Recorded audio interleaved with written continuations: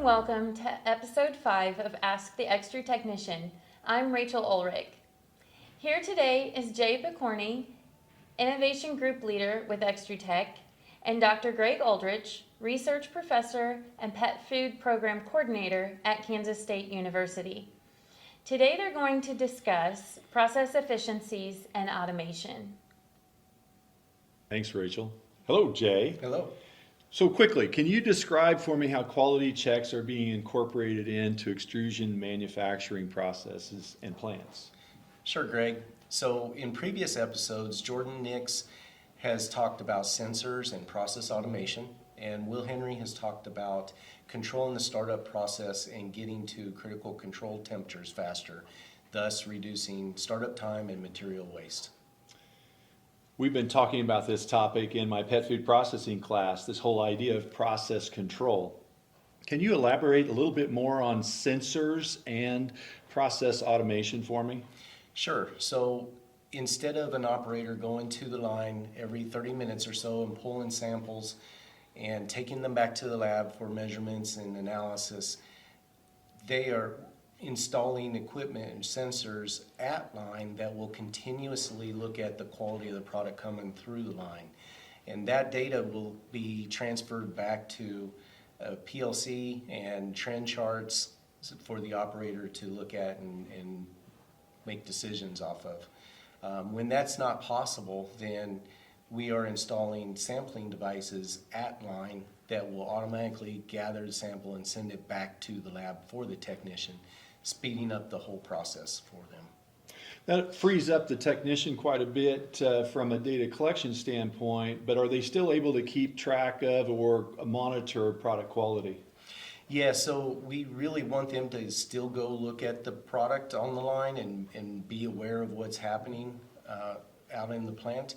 But we're trending this information back on the monitors in the control room so they can see how the quality has been trending and gives them the confidence to make smart and timely process adjustments when they see a trend going away from target and drifting out of spec.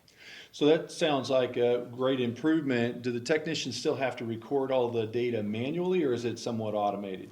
It's mostly automated these days. There's times where it's still good to record things manually, but most of these sensors communicate over Ethernet these days, and that data that can then be collected into a historian database forever.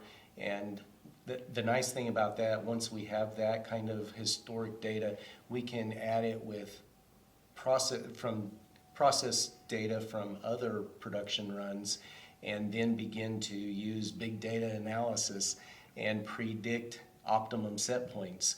That's really critical for especially new technicians these days that have very little or no extrusion manufacturing experience. You mentioned previously about this notion of critical control point temperature, which is absolutely vital for food safety. How can we then automate this CCP temperature to improve process efficiency?